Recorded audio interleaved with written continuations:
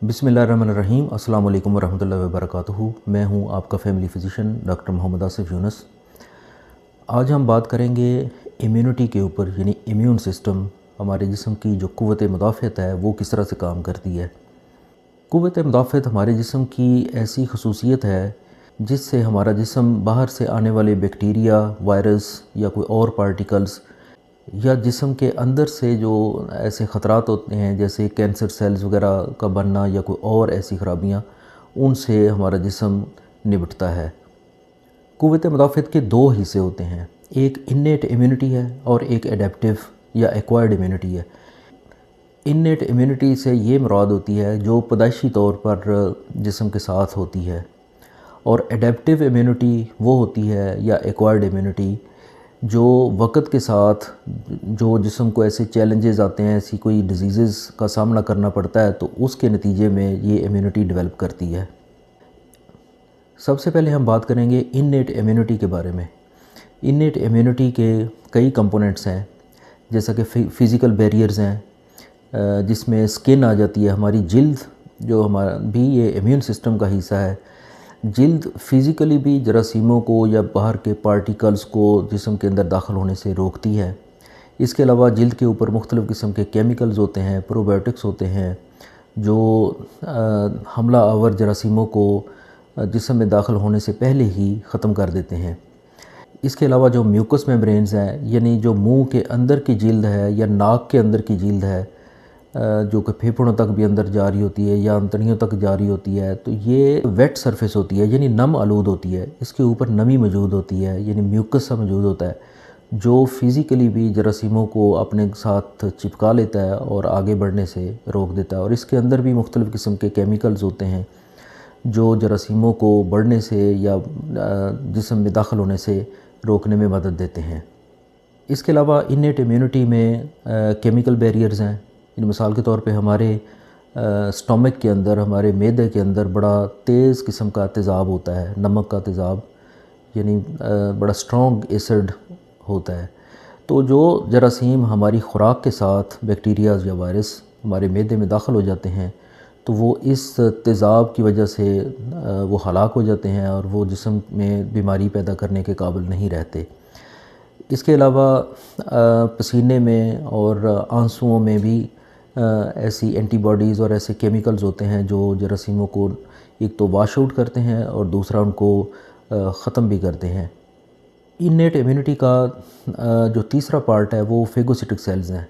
यानी phagocytic sales का मतलब ये होता है जो निगलने वाले सेल्स होते हैं, जो जरासीमों को, वायरसेस को, बैक्टीरियाज़ को बाकायदा तौर पे निगल जाता है।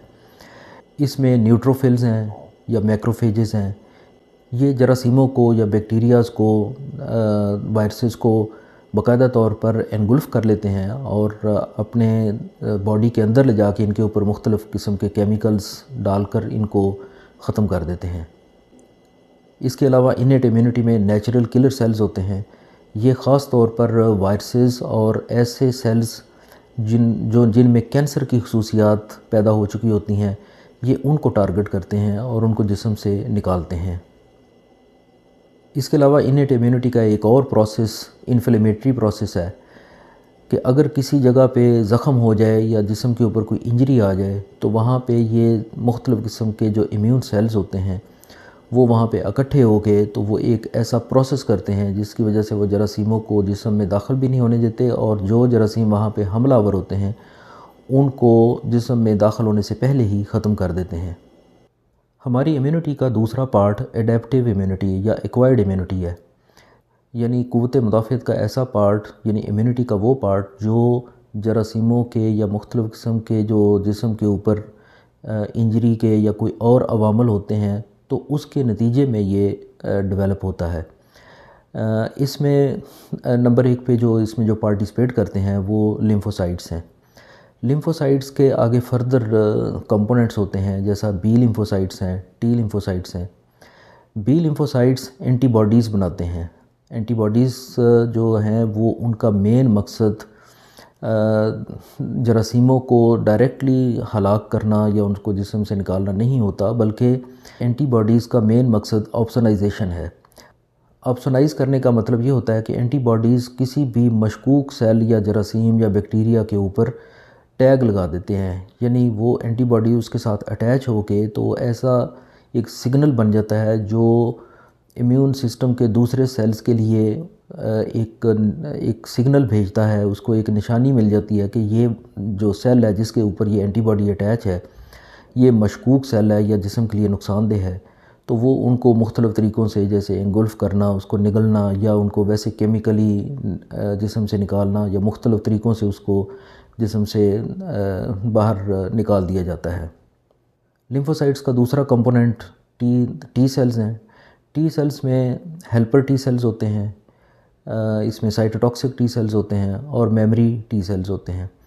میمری ٹی سیلز کا خاص طور پر یہ ایک فنکشن ہوتا ہے کہ وہ آنے والے جراثیم جو جسم کے اوپر حملہ آور ہوتے ہیں یا ایک دفعہ ڈیزیز پیدا کر دیتے ہیں ان کو یہ میمورائز کرتی ہے، یعنی ان کو یاد رکھتی ہے، یعنی نیکسٹ ٹائم اگر وہی جراثیم جسم میں داخل ہونے کی کوشش کرے تو یہ جو میمری ٹی سیلز ہوتے ہیں یہ اس کو فوری طور پر پہچان کر اس کو بڑھنے سے پہلے ہی جسم سے نکال دیتے ہیں۔ اس کے علاوہ جو ہمارے جسم کا امیون سسٹم کا جو ایک امپورٹنٹ پارٹ ہے وہ کمپلیمنٹ سسٹم ہے۔ کمپلیمنٹ سسٹم کچھ پروٹینز کا مجموعہ ہوتا ہے، عام طور پر یہ 12 کے قریب پروٹینز ہوتی ہیں، لیکن جدید تحقیق میں تقریباً 30 کے قریب اس کی نشاندہی کی گئی ہے، لیکن امپورٹنٹ جو پروٹینز ہیں وہ 12 کے قریب ہیں۔ یہ فزیکلی آپس میں اس طرح سے بانڈز بنا کے جو بیکٹیریا کی جو سیل وال ہوتی ہے اس میں ہولز کر دیتی ہیں، جس کی وجہ سے بیکٹیریا اپنی جو اس کے جو لائف کے لیے جو اس کے لیے الیکٹرولائٹس چاہیے ہوتے ہیں وہ ان کا امبیلنس ہو جاتا ہے، جس کی وجہ سے بیکٹیریا زندہ نہیں رہ سکتا۔ اس طرح سے یہ ایک آرگنائزڈ سسٹم ہوتا ہے جس کے مختلف کمپوننٹس ہیں، یعنی اسکن اپنا کام کر رہی ہوتی ہے، اس کے علاوہ میوکس میمبرینز ہیں، اس کے علاوہ مختلف جو اس کے جو کمپوننٹس ہیں، سویٹ پسینہ آنا، آنسو وغیرہ کا جو بہاؤ ہے، اس طرح سے فیگوسٹک سیلز ہیں، یعنی انیٹ امیونٹی کے جو مختلف کمپوننٹس ہیں وہ اپنی جگہ کام کر رہے ہوتے ہیں، اور اڈیپٹیو امیونٹی جن میں اینٹی باڈیز مختلف بیماریوں کے اگینسٹ جو بن رہی ہوتی ہیں، یا جو ویکسینیشن ہم دیتے ہیں اس سے بھی اینٹی باڈیز ڈیولپ ہو رہی ہوتی ہیں، اور وہ اس مخصوص جراثیم کے جسم میں داخلے پہ فوری طور پر ایکٹیو ہو کے اس کو جو ہے اس کے اوپر ٹیگ لگا دیتی ہیں۔